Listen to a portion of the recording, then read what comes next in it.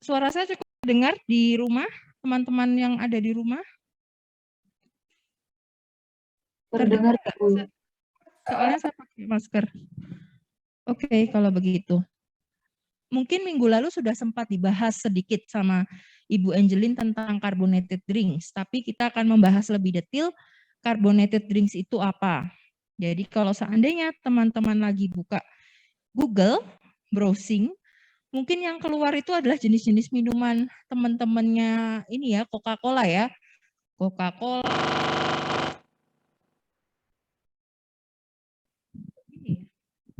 Cek, oke. Kayaknya harus dekat.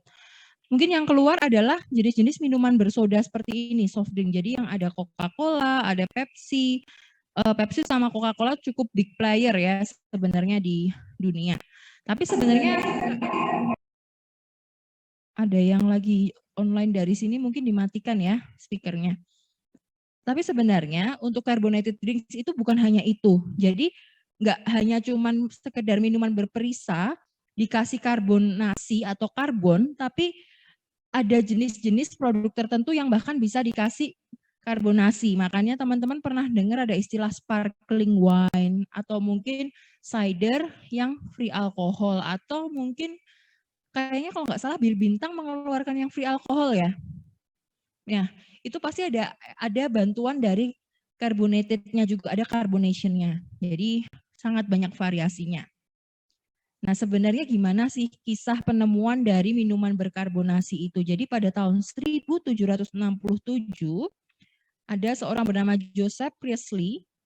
Dia pertama kali yang memproduksi carbonated water yang akhirnya bisa dikonsumsi, diterima secara sensori, palatable. Nah, jadi bentuknya dulu masih kayak berbentuk apa ya? Untuk menghasilkan karbon dioksida. Ya, jadi kan untuk namanya minuman berkarbonasi, otomatis ada karbonasinya, ada karbon sebagai ingredients-nya. Nah, dia menghasilkan karbonnya dengan cara seperti ini. Oke. Definisi karbonasi yaitu ketika kita mengintroduce, memasukkan si CO2 ini ke dalam air untuk menjadi bagian dari beverage. Kemudian soft drink atau minuman yang mengandung CO2 di dalam fase liquidnya itulah yang disebut dengan carbonated soft drinks. Bu Angel kemarin mention istilahnya CSD. Kadang bentuknya nggak cuman Coca-Cola, Fanta, kadang itu mereka datang dengan pertanyaan seperti ini. Pernah waktu itu ada klien datang gini, saya pengen energy drink dong, tapi ada carbonated-nya. Nah, karena itu adalah energy drink, kalian sudah mulai mikir energy drink itu kan kayak keratin deng ya. Berarti dia membutuhkan keratin, butuh taurin, itu kan yang bikin orang melek kan. Kemudian ada taste, flavornya tergantung apa. Karena di karbonasi itu termasuk dalam CS.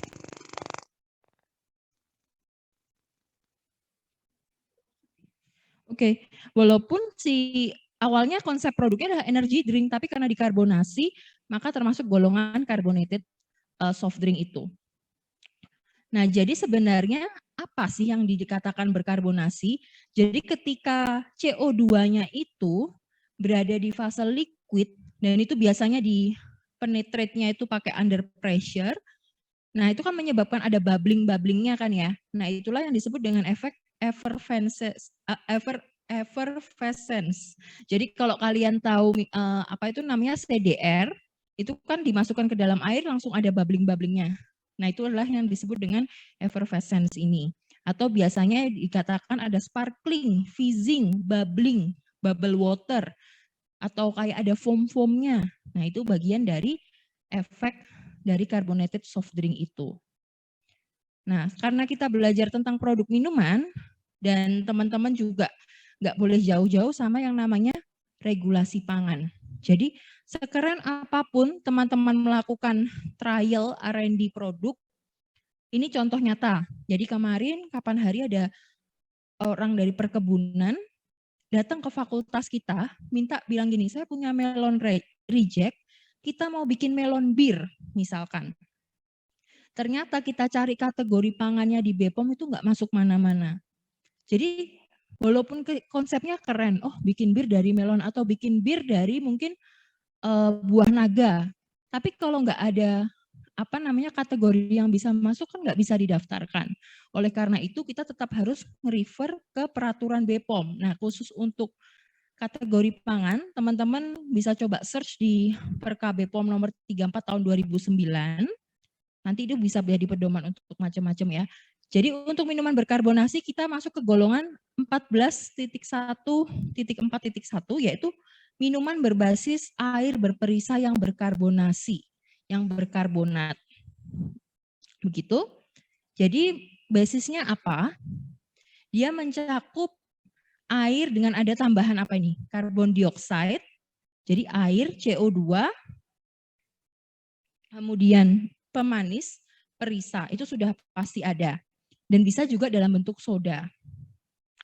Ini disebutkan juga ciri-cirinya bisa jadi jernih, bisa jadi keruh, mengandung partikel atau tidak.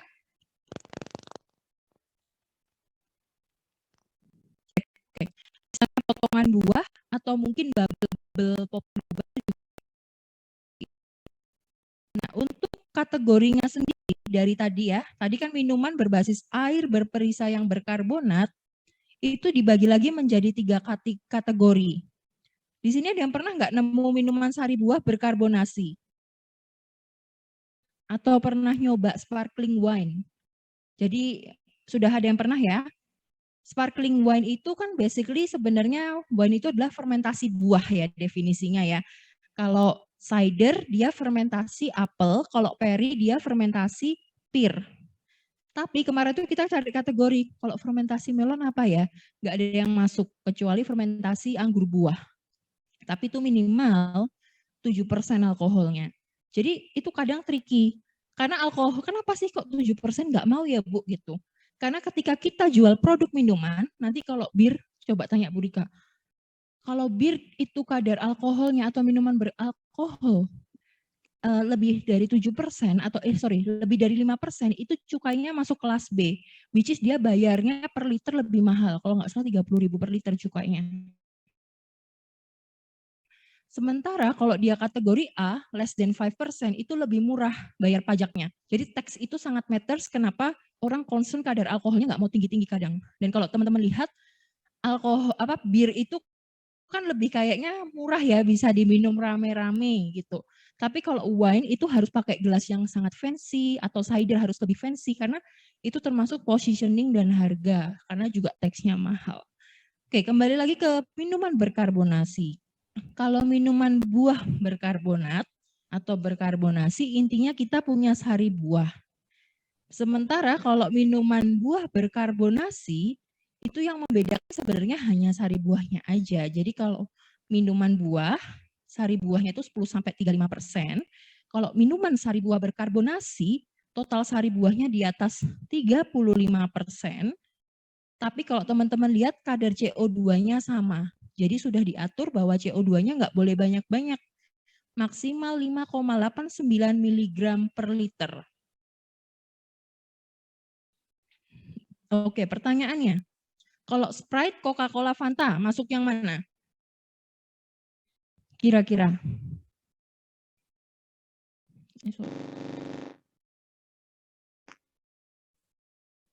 Sprite, Coca-Cola, Fanta masuk yang minuman berperisa berkarbonasi kan? Karena basically sirup dicampur sama karbon sama air, CO2.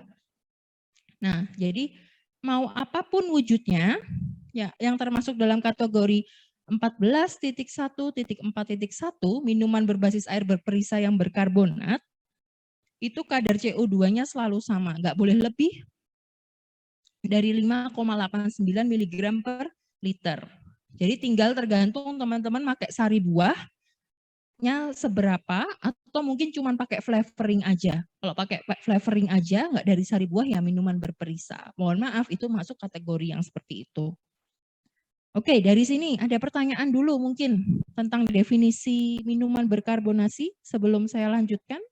Boleh kalau yang di rumah bisa open mic atau chat, yang di sini boleh angkat tangan ya. Oh ya, slide-nya belum saya upload ya nanti. Nggak ada?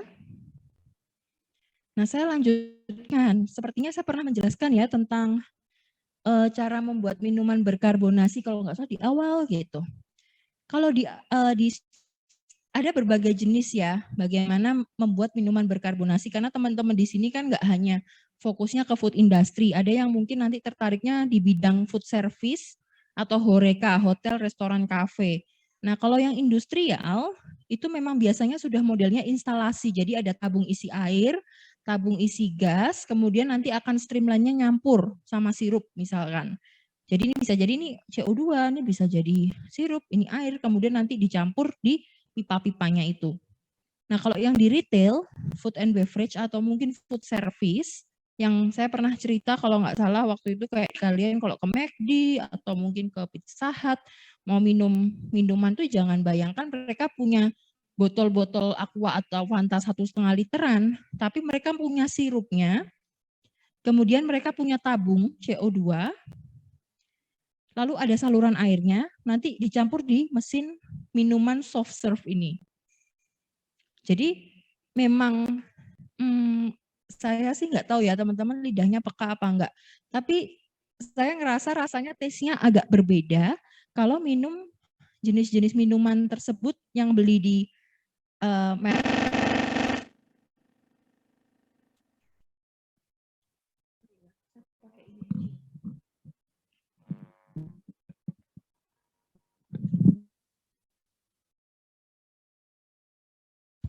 cek, maaf ya, soalnya tadi mic-nya dari tadi kok ada suaranya. Kalau kalian coba sesekali iseng aja, cobain bedanya minum Coca-Cola yang kalian beli di botol, di kaleng, atau yang di Indomaret lah, sama coba bandingkan dengan yang kalian dapat dari retail F&B, ke KFC aja beli. Pasti ada perbedaannya, karena cara membuatnya berbeda. Nah, yang sekarang sering di industri rumah tangga, ini dulu waktu di Swedia itu, kayaknya teman saya pada punya banyak. Jadi mereka itu punya carbonated mesin lah, carbonation mesin yang modelnya portable. Di sini ada yang pernah nyoba atau mungkin beli nggak? Atau iseng aja punya gitu? Ada nggak?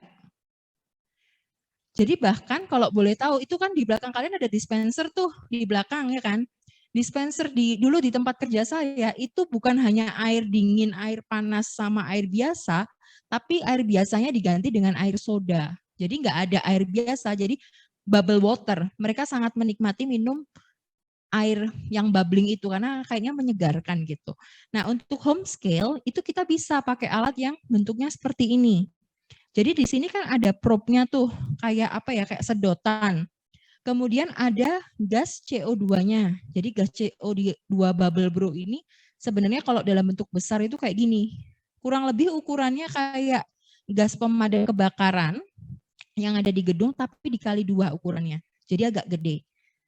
Nah, gas ini nantinya akan dimasukin ke dalam bubble mesinnya untuk kemudian kalian isi air sampai si probe atau tiangnya ini dia menyentuh permukaan airnya, lalu kalian nyalakan mesinnya. Jadi dia akan terus menginjeksi CO2 sampai dia akhirnya berbubble. Gitu. Jadi memang CO2-nya ini tersedia dalam bentuk tabung-tabung seperti ini yang isinya fase liquid campur gas, begitu. Ini biasanya yang bentuknya agak gede ini dirantai, jadi nggak boleh sampai sembarangan karena kalau sampai jatuh itu kan juga berbahaya kan, berbahaya untuk keselamatan aja karena gede ukurannya. Oke, dari sini ada pertanyaan dulu. Kalau seandainya kalian nanti ide punya kombucha atau punya minuman bikin develop minuman susu, udah ada nggak ya minuman susu berkarbonasi? Ada yang pernah nemu nggak? Saya belum nyari sih, tapi kalau teh sudah ada ya. Taps, ya kan?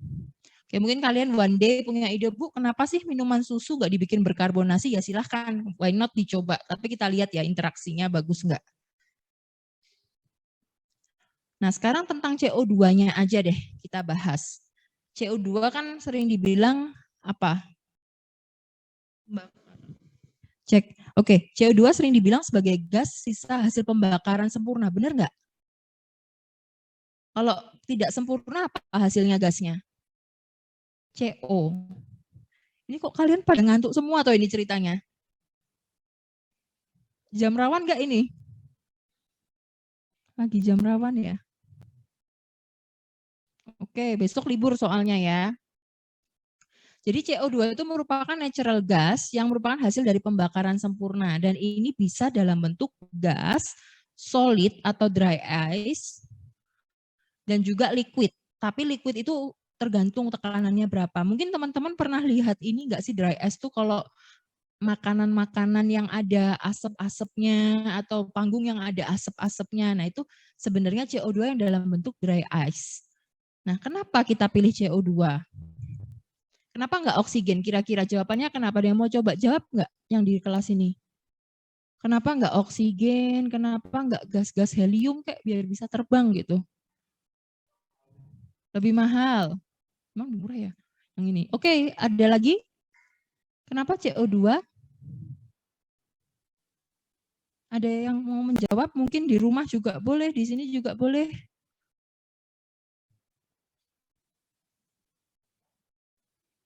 Oke, kalau CO2 itu sebenarnya alasannya karena dia non-toksik. Nggak berwarna, nggak berasa, jadi nggak akan ngefek ke minuman.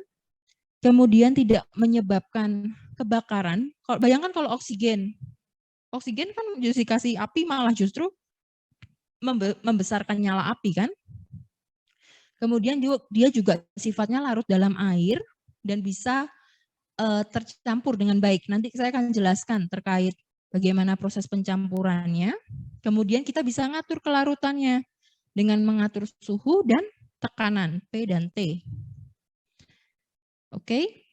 Nah, kalau di dalam air dia mampu menyebabkan adanya asam lemah. Jadi CO2 ketika kalian injeksi ke dalam air, dia akan membentuk namanya carbonic acid atau asam karbonat. Asam karbonat itu merupakan golongan asam lemah. Kalau asam kuat kan H2SO4, HNO3 gitu. Ini yang sebenarnya kita konsumsi. Jadi memang ada taste sour. Kenapa carbonate water itu lebih cocok dengan tipikal minuman yang pH-nya rendah atau rasa sour. Karena itu sinergis. Oke, dan carbonic acid dia juga memberikan efek untuk menekan pertumbuhan mikroorganisme. Jadi mungkin pernah dengar ya, kalau ada fermentasi menghasilkan asam itu juga bisa menghambat pertumbuhan mikroorganisme. Begitu. Dan yang penting biar ada rasa ininya, rasa tingling-tingling di bubble-bubble yang ada di lidah taste. Karena itu alasan kenapa orang suka minuman bersoda. Mungkin di Asia tidak begitu suka. Kalau di US konsumsi soda itu sangat tinggi. Gitu. Tadi seperti saya katakan, CO2 itu bisa berwujud pada cair gas. Nah, yang menentukan itu adalah diagram fase. Ini kembali lagi ya ke pelajaran SMA mungkin atau mungkin waktu itu kita pernah belajar kali ya di fisika. Iya.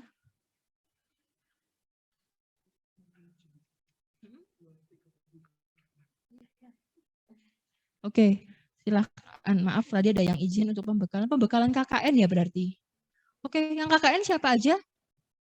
2 orang yang di kelas ada yang KKN? Oh, KKN-nya dapat mana? Deket ya? Oke, baik. Hati-hati nanti minta catatan temennya ya. Oke, sudah absen ya.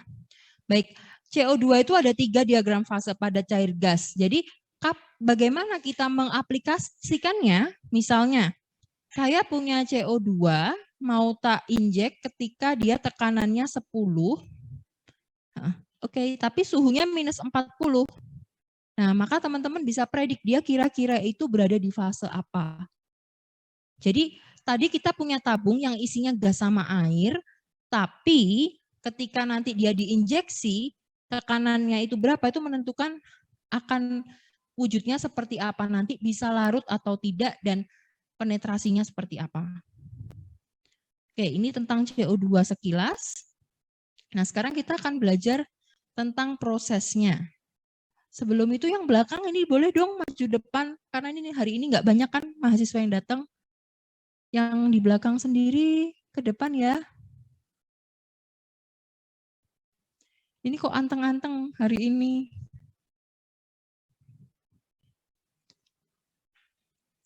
Ayo ke depan, yang masa 2 baris di depan super kosong. Tenang, hari ini nggak kuis kok.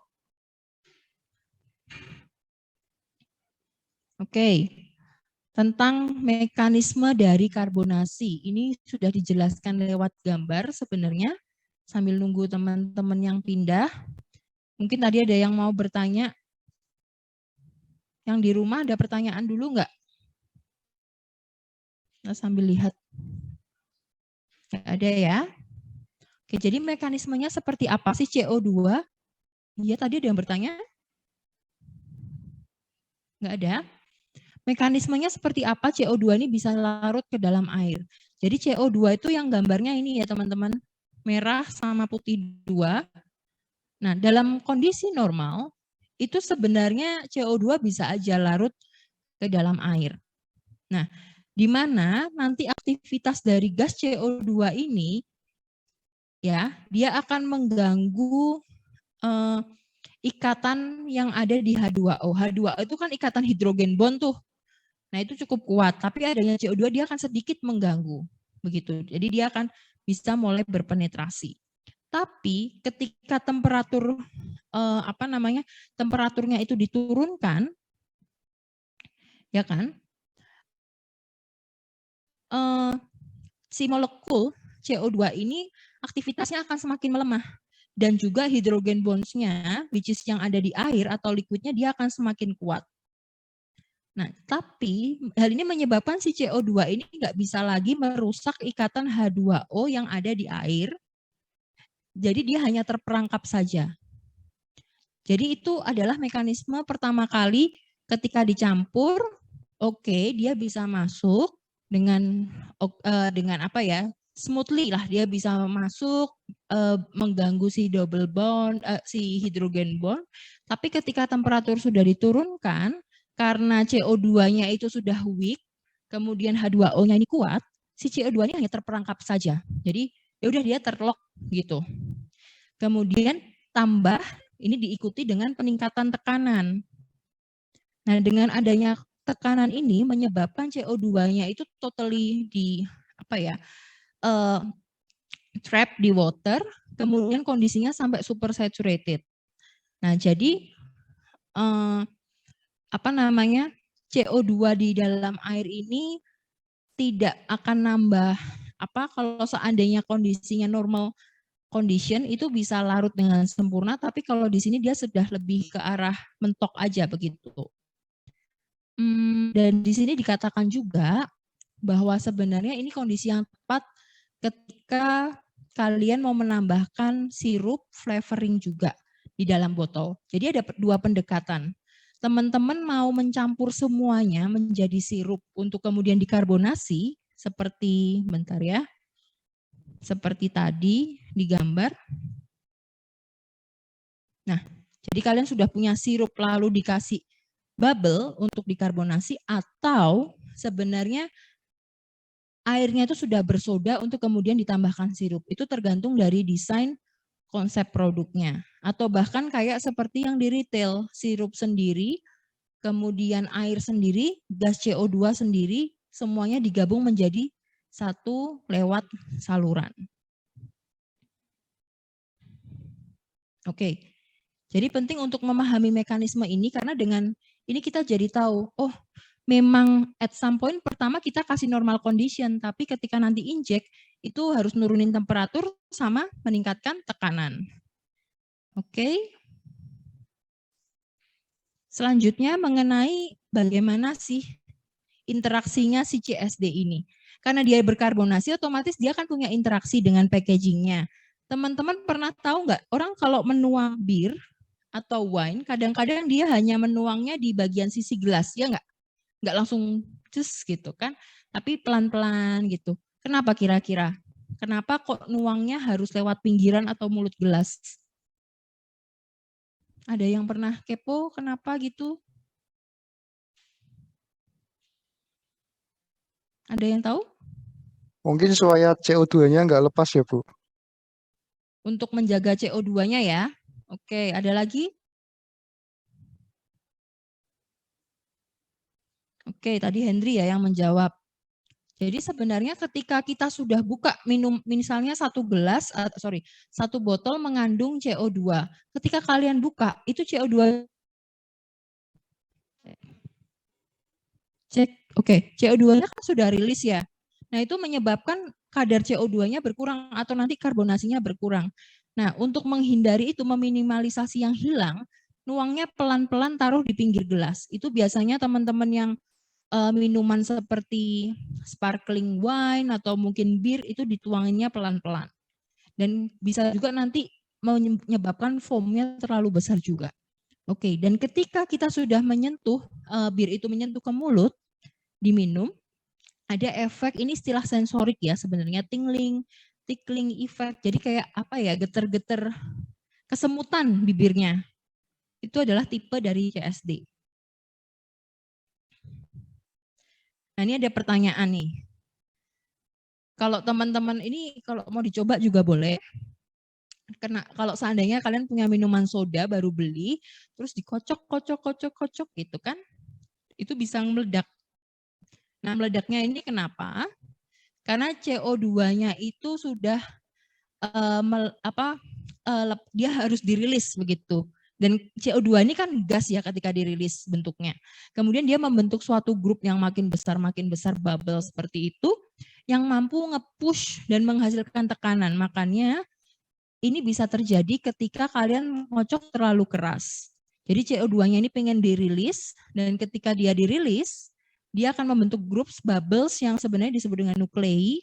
Jadi ketika dibuka langsung meletup seperti itu. Nah, sekarang saya mau tanya, kan dulu sempat belajar ya tentang sedikit lah shelf life.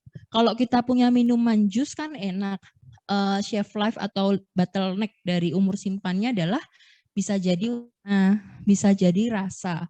Tapi kalau minuman berkarbonasi yang menjadi limitasi atau bottleneck umur simpannya apa kira-kira? Kalau minuman berkarbonasi apa?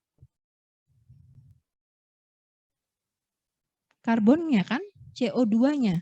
Ketika dia sudah kehilangan rasa bubble-nya itu, atau dia sudah saya ganti mic dulu ya, baterainya habis.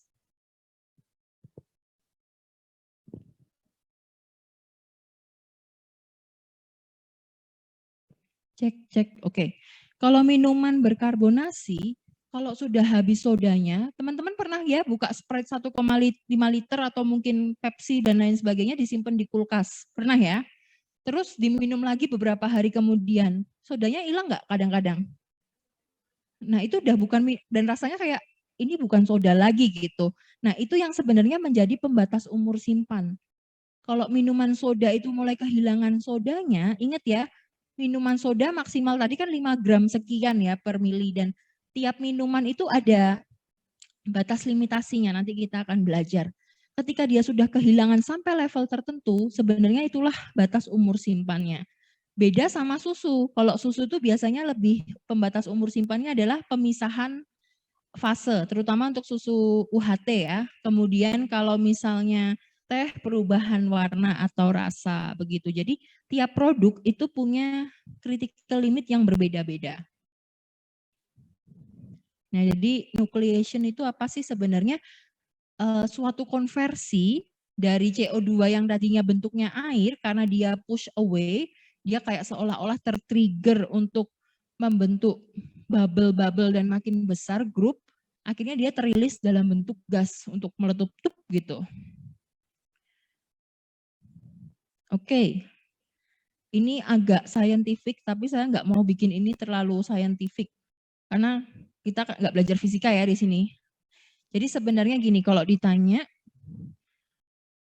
gas volume itu equal sama berapa sih kalau dia dalam bentuk liquid begitu. Kata kuncinya adalah begini, 1 liter air itu bisa melarutkan sampai 1 liter CO2. Ya, jadi 1 liter air itu bisa melarutkan 1 liter CO2, di mana CO2 itu density-nya 1,86 gram per liter. Nah, ini biasanya untuk mencari ekuivalensi. Kalau misalnya teman-teman bilang, oh saya punya minuman di botol 600 mili, kemudian di dalam sini 600 milinya itu adalah CO2 dalam bentuk dalam bentuk liquid. Kira-kira itu equals dengan berapa gram CO2 dalam bentuk padat. Nah, itu teman-teman bisa ekuivalensi.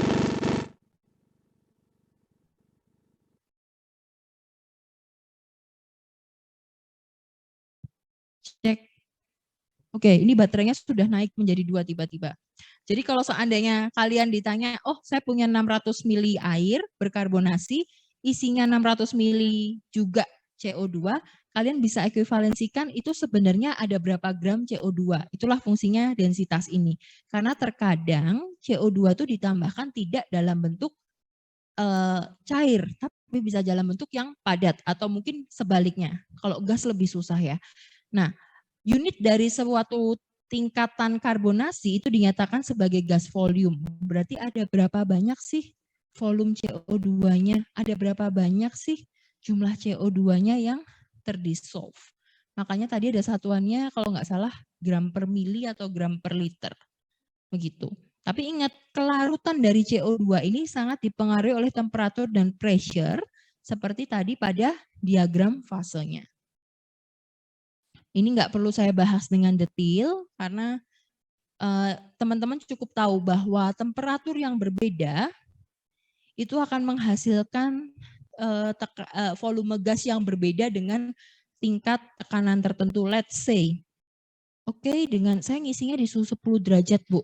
Kemudian tekanannya 26 psi. Maka sebenarnya gas volumenya 3,3. Tapi kalau tekanannya saya turunkan, gas volumenya nggak begitu banyak. Ya jelas, karena kan nggak begitu banyak yang ke-push kan gasnya. Nggak begitu banyak gas yang bisa kalian push untuk masuk ke dalam fase liquidnya. Untuk gas carbonation level, ini adalah gambar seperti yang tadi alat portable carbonation machine. Jadi itu ada probe, di sini ada probe modelnya kayak selang sedotan begitu. Kemudian di sini ada pressure-nya untuk ngecek. Nah, kalian biasanya bisa masukkan botol, tapi ingat ini nggak bisa gelas ya, karena gelas itu kan terbuka. Sementara teman-teman tuh harus melakukannya di gelas yang tertutup. Under pressure, ingat tadi kata kuncinya adalah lower temperature under pressure.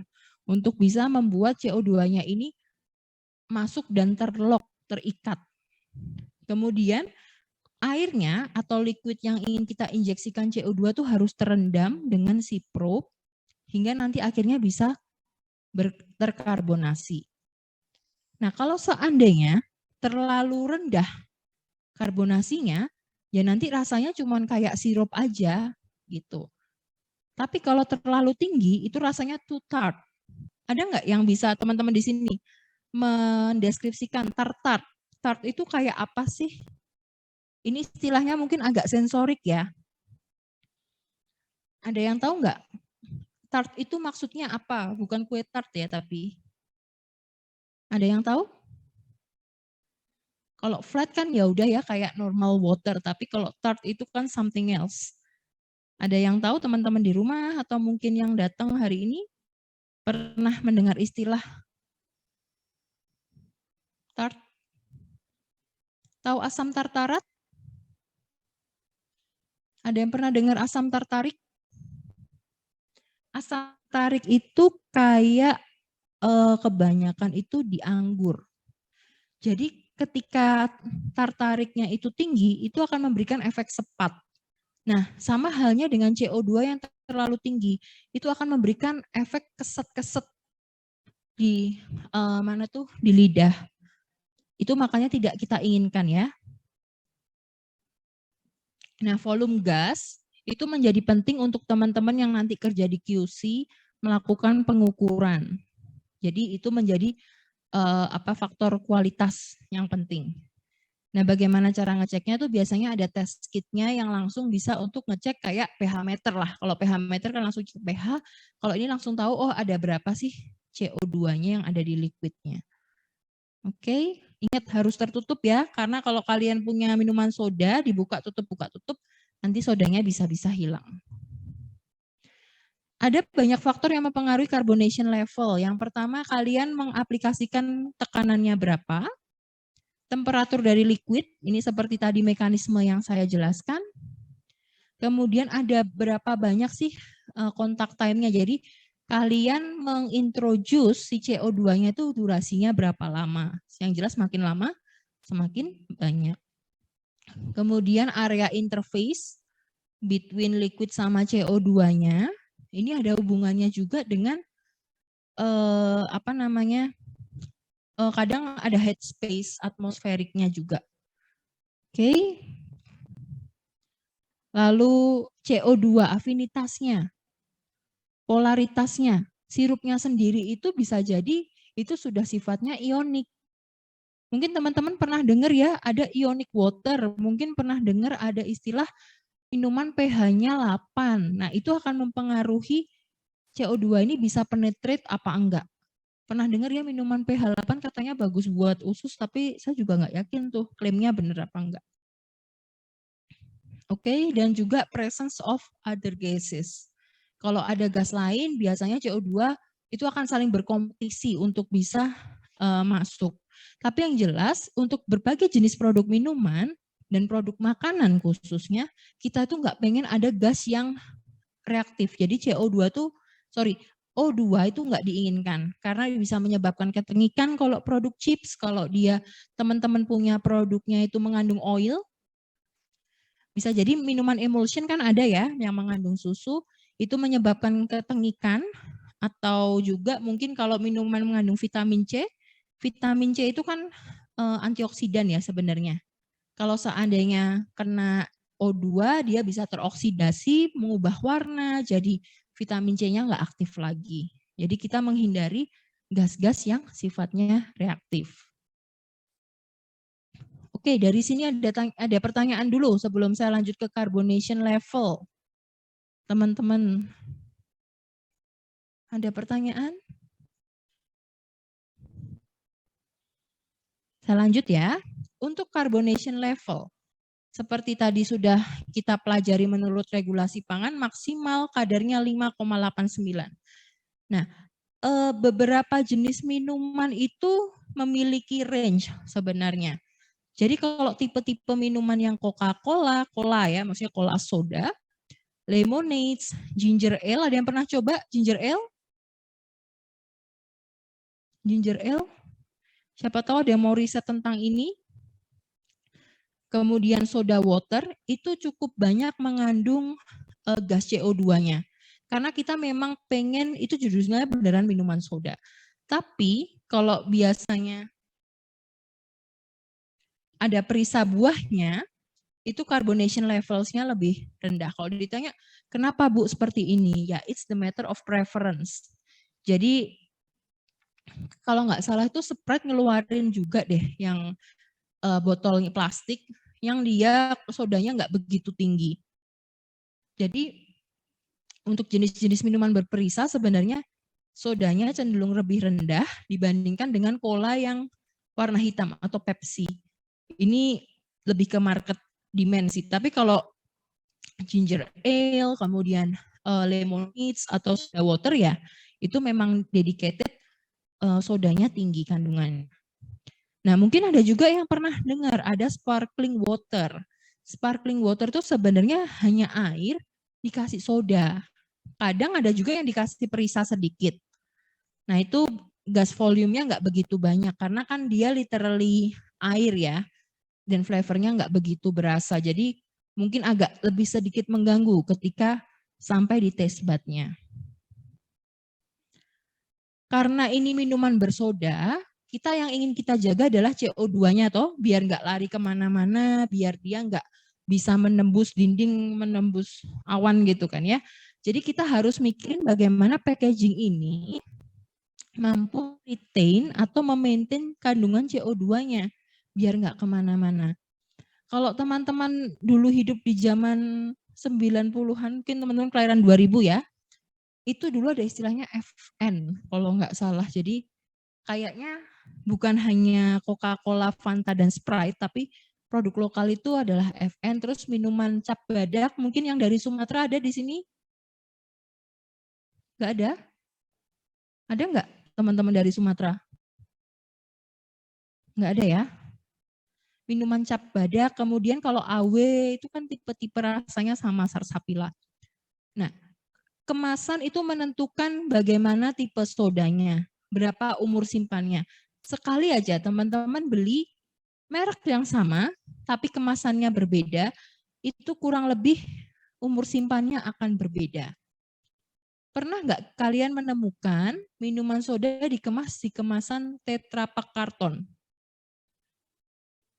Pernah nggak? Kira-kira kenapa tuh alasannya? Kok nggak pernah? Ada yang tahu? Ayo, ini udah jam gawat nih. Jam-jam mau pulang nanti. Karena nggak kuat. Masih ingat ya, kemasan layar itu mengandung aluminium, mengandung PI layar yang sangat tipis-tipis.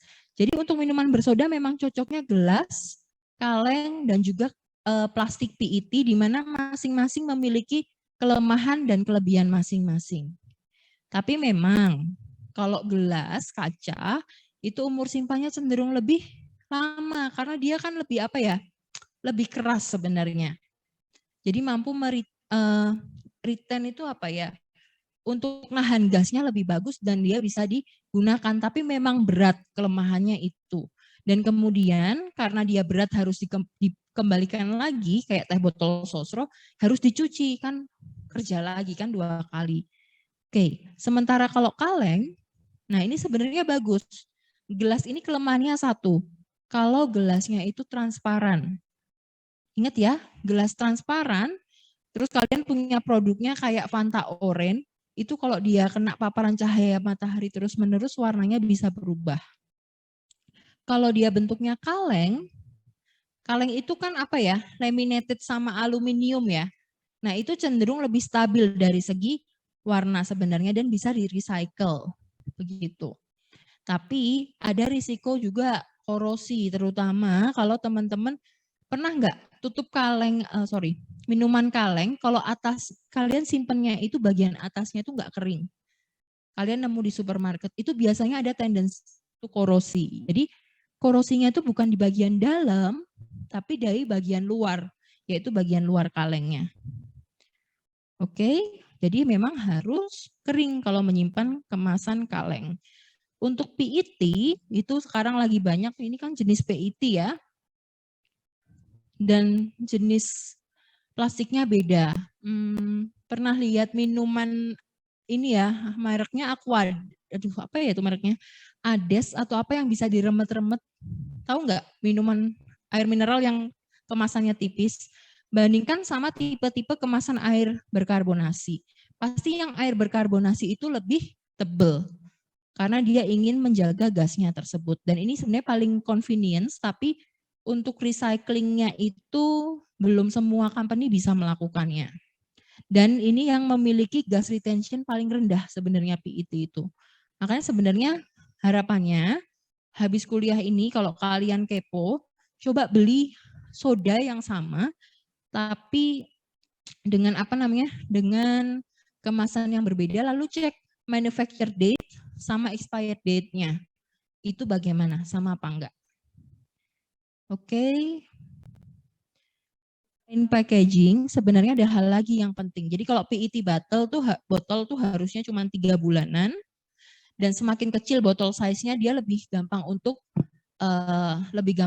apa namanya kehilangan CO2-nya. Karena kontak volumenya dengan bagian botolnya lebih banyak begitu. Selain itu ada hal yang penting, yaitu mengenai tutupnya. Oke, jadi kemasan itu penting, material kemasannya, tapi yang nggak kalah penting adalah penutupnya. Kalau tutupnya terlalu tipis, kan dia bisa tadi ya dikocok-kocok mencelat gitu kan, bisa popping.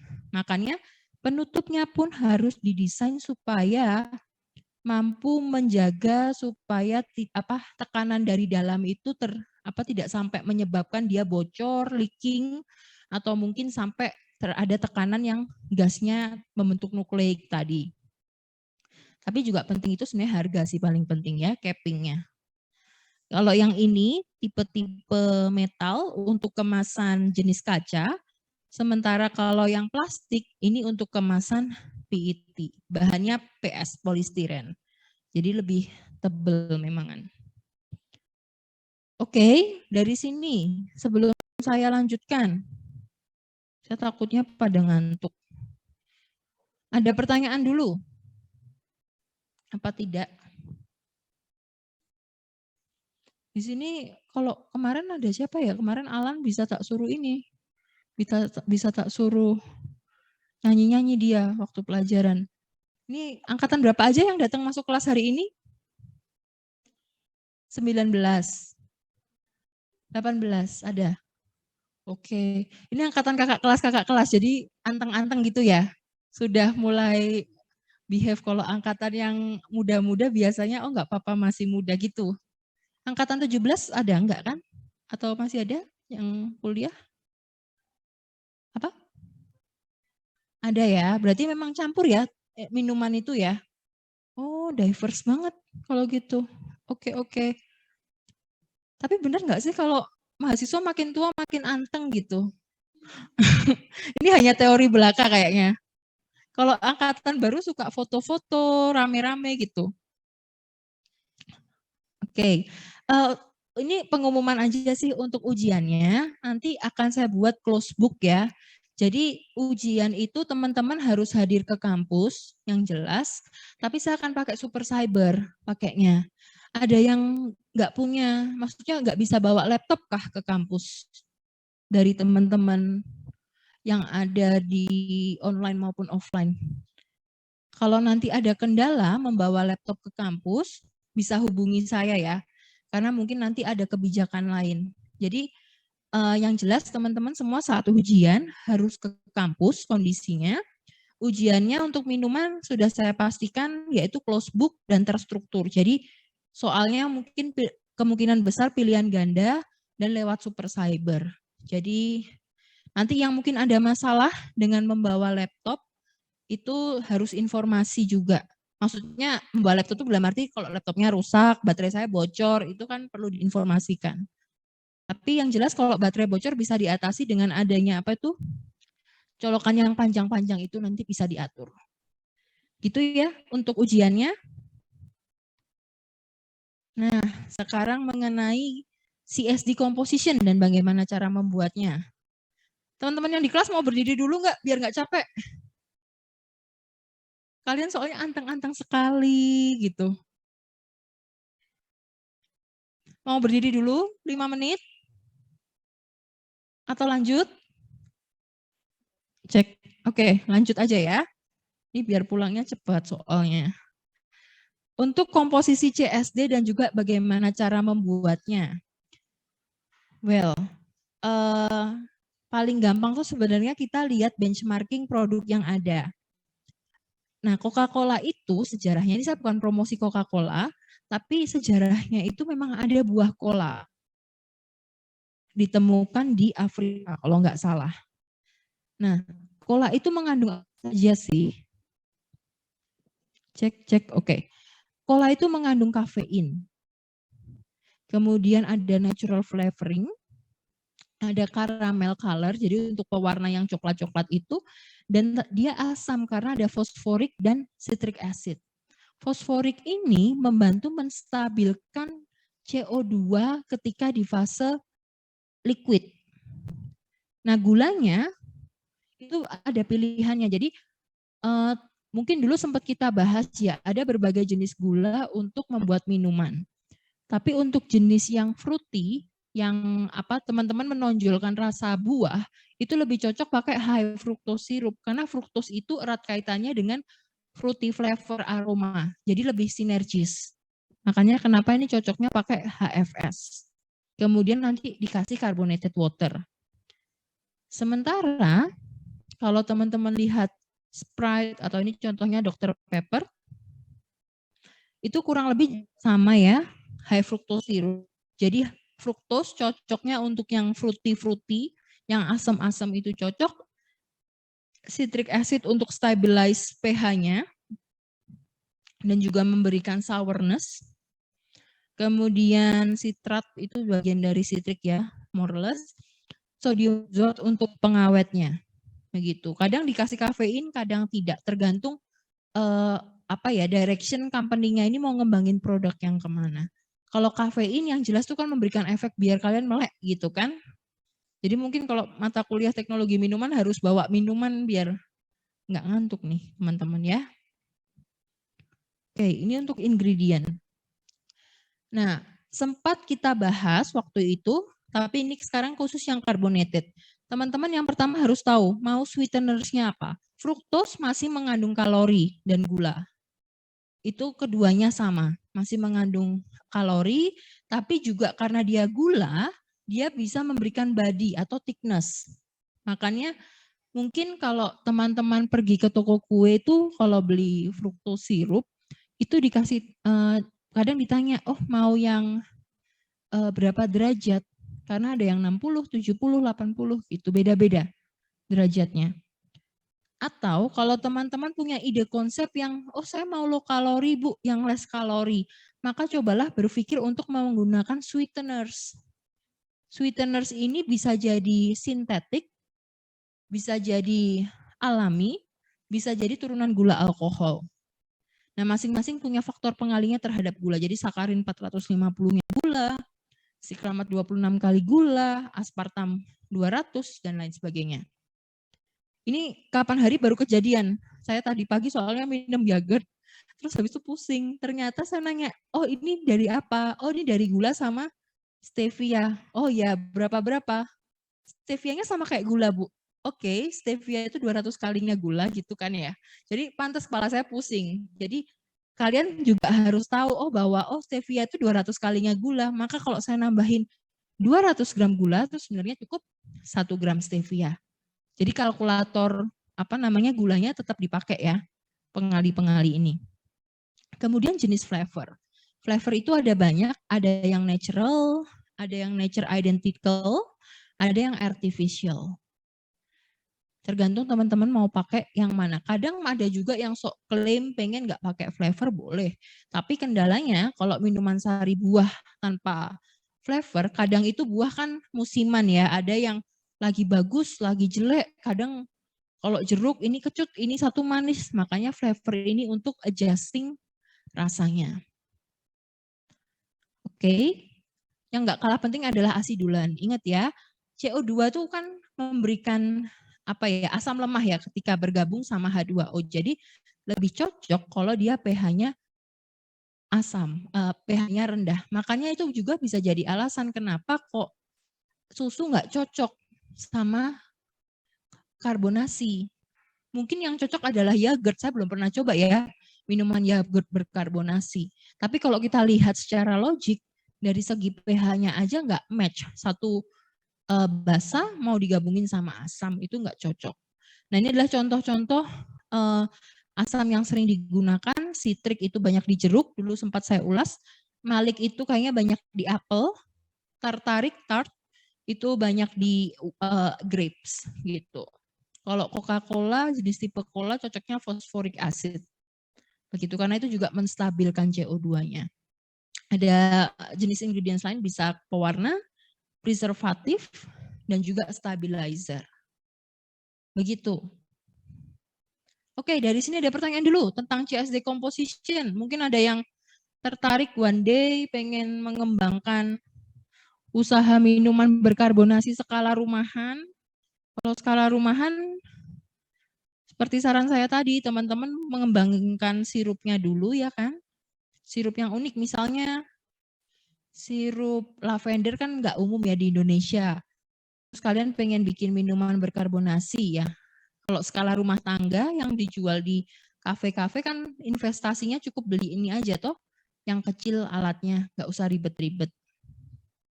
Gitu. Ada pertanyaan dulu tentang itu, tentang minuman berkarbonasi? Kalau tidak kita akan membahas tentang produksinya bagaimana. Jadi sama halnya kayak bikin kue. Bikin kue itu kan caranya macam-macam. Ada yang pengen diadon dulu, di creaming, dibuat apa semacam jenis kue yang berbeda kan, itu akan menentukan proses pembuatannya.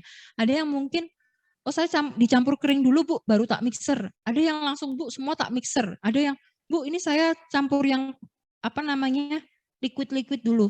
Caranya kan beda-beda. Nah membuat CSD itu pun berbeda-beda juga caranya.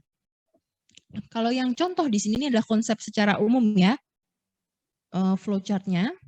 Jadi teman-teman harus bikin, yang ini kasusnya adalah bikin sirup dan air jadi satu. Jadi CSD tanpa particles itu artinya cuma kosongan aja, kayak Fanta, Coca-Cola gitu, kalian buat water sama sirupnya jadi satu. Nah disinilah biasanya peran flavorist dan juga seorang R&D untuk berkarya, karena untuk bikin sirup itu teman-teman kadang kemarin kan Indeso ya yang menjadi pembicara. Indeso itu adalah perusahaan yang jualan flavor. Nah dalam kenyataannya teman-teman tuh kalau beli flavor itu nggak akan cuma dari satu vendor.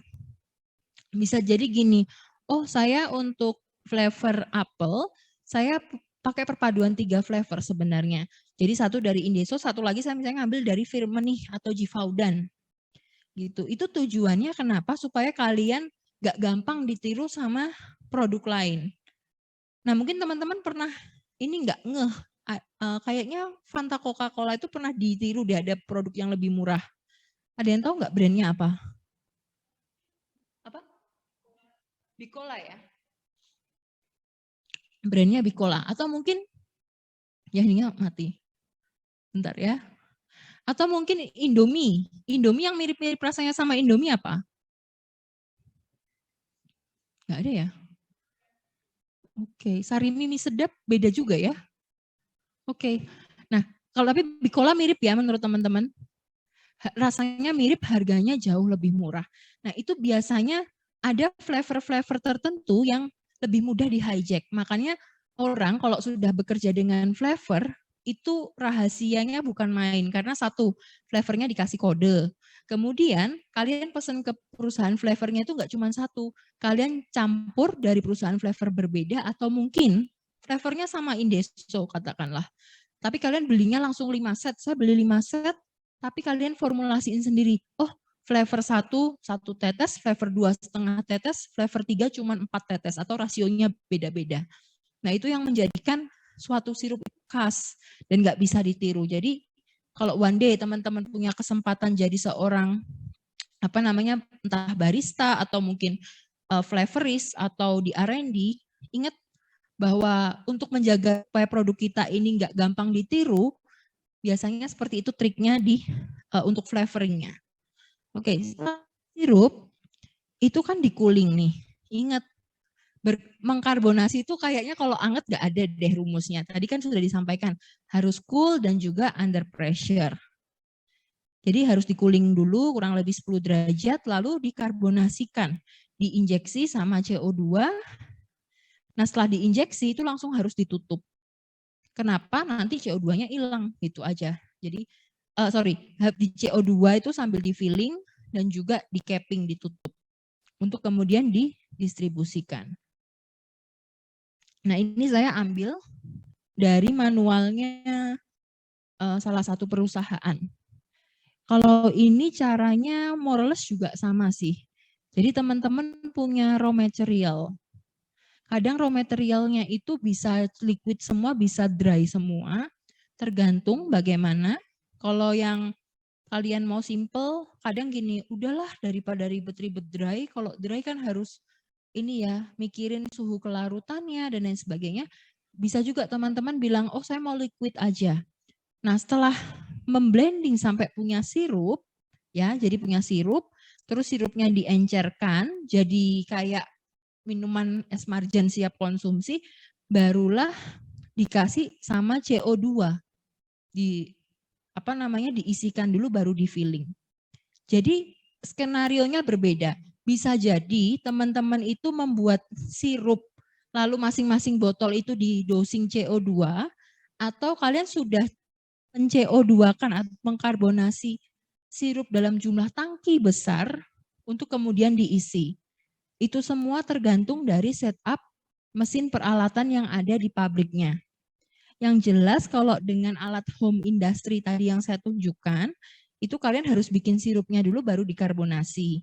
Tapi kalau di industri besar biasanya lebih enak kalian karbonasinya dalam bentuk tank yang sangat besar, lalu di filling dan langsung ditutup dan pasteurisasi. Jadi jangan salah, minuman bir bintang pun itu setelah bir kemudian dimasukkan ke kaleng kan, dan setelah dimasukkan tuh dikasih sedikit pasti dikasih CO2 dulu biar nanti bes gitu kan. Kemudian ditutup dan itu dipasteurisasi itu tetap perlu. Karena untuk memperpanjang umur simpannya. Biasanya cuma sebentar dicelup air panas terus diangkat lagi. Begitu. Jadi ini ada tips juga kalau untuk pengen karbonasi yang lebih berasa memang lower temperature, higher pressure. Ini tadi sesuai dengan tips yang di depan bahwa untuk membuat penetrasi CO2-nya ini lebih retain di liquid phase-nya. Oke. Ada pertanyaan dulu, terlalu cepat atau tidak ini?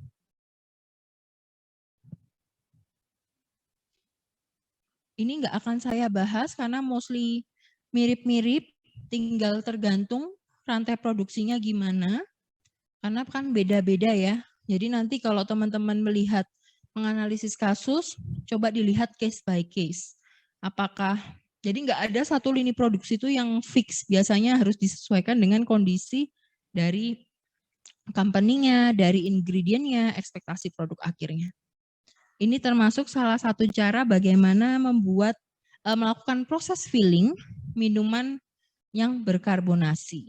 Jadi yang warnanya merah ini adalah produk sebenarnya, ya kan? Ini adalah kemasan yang kalian isi. Ini kasusnya adalah counter pressure filler. Jadi pengisiannya dilakukan dalam kondisi tertutup. Karena kalau seandainya kalian punya minuman yang bersoda, pengisiannya itu terbuka, nanti sodanya akan tumpah-tumpah dan bahkan meletup. Jadi memang kondisinya ini pressure filler. Kondisinya pertama vakum, kemudian nanti liquidnya akan masuk pelan-pelan, diisi dari bawah ke atas, kemudian langsung nanti di capping, ditutup. Begitu. Coba nanti teman-teman sediakan waktu untuk cari di internet, melihat video bagaimana proses pengisian filling minuman bersoda. Oke. Nah, ini adalah beberapa contoh lainnya dari sebenarnya minuman berkarbonasi. Kalau sparkling wine itu memang dikasih injeksi CO2. Kalau wine saja kan sebenarnya gini, segala sesuatu yang beralkohol kan sebenarnya belum tentu ber-CO2. Itu konsepnya ya. Kayak kalian kalau punya semprotan alkohol kan dia juga nggak bubbling gitu. Tapi dengan memberikan CO2 ke minuman beralkohol, itu akan memberikan sensasi atau taste ketika mengkonsumsi yang lebih berasa dari segi terutama taste bud-nya. Nah ini contohnya. Kemudian juga biasanya kalau kita punya minuman yang alkoholnya rendah, ini karena saya bukan peminum ya, tapi ini menurut info-info orang yang suka minum, kayak cider. Cider itu kan sebenarnya alkoholnya 4,5 sampai 7%. Tapi ada juga cider yang free alkohol. Nah, supaya bisa memberikan efek yang kurang lebih sama dengan alkohol itu, maka dikasih karbonasi. Nah, ini adalah contoh cider yang alkohol free. Jadi untuk penggantinya dikasih air soda. Begitu. Kemudian ada juga carbonated alcoholic drink. Ini khususnya untuk minuman yang kadar alkoholnya kurang dari 1,5%. Itu untuk memboosting biar biar mendapatkan sensasi yang sama. Nah, mungkin ada pertanyaan, kenapa sih kok orang kadang alkoholnya tinggi, alkoholnya rendah? Kembali lagi, alkohol itu adalah proses fermentasi ya, somehow. Proses fermentasi itu bicara tentang waktu bicara tentang biaya. The more time you spend untuk fermenting something, yaitu duit juga kan. Makanya kadang di beberapa perusahaan untuk bikin anggur, kalau nggak salah orang tua itu jual anggur kan ya, tapi nggak tahu, saya jarang nemu di mana ya nemunya. Yang orang tua ada yang pernah tahu nggak? Nah itu kadang tidak diberikan hasil fermentasi semuanya, tapi alkohol food grade yang ditambahkan. Itu nanti dengan Burika kalau nggak salah tentang bir, minuman alkohol. Jadi jangan bayangkan semua minuman alkohol itu semuanya hasil fermentasi. Benar, alkoholnya hasil fermentasi. Tapi dia ditambahkan dalam bentuk alkohol ingredients begitu. Jadi bukan fermentasi bir atau fermentasi buah, tapi ditambahkan secara eksternal itu juga memungkinkan. Kemudian sparkling water. Nah ini sebenarnya contoh tipe-tipe sparkling water atau bubble water. Bisa juga teman-teman tinggal beli ini kemudian punya sirup dicampur, itu sangat memungkinkan, apalagi kalau ada yang jualan punya F&B atau punya food service kalian bikin, itu sangat memungkinkan. Kemudian carbonated tea, ini Taps, tahu saya sih baru Taps ya yang jual teh berkarbonasi. Ada yang pernah nemu lain nggak? Minuman berkarbonasi lainnya? Belum pernah? Belum ya? Oke, ini pun kemasannya juga macam-macam, ada yang kaca, ada yang plastik, ada yang kaleng, di mana yang plastik ini paling cepat kehilangan gas CO2-nya, yang kaca yang paling rigid, yang kaleng ini sebenarnya cukup oke, terutama untuk menjamin kualitas sensori organoleptiknya. Ya, sebenarnya slide saya cuma ini saja. Ada pertanyaan dari teman-teman, baik yang di kelas maupun yang di rumah? 412. Ada pertanyaan untuk minuman berkarbonasi? Atau mungkin yang penugasannya minuman berkarbonasi?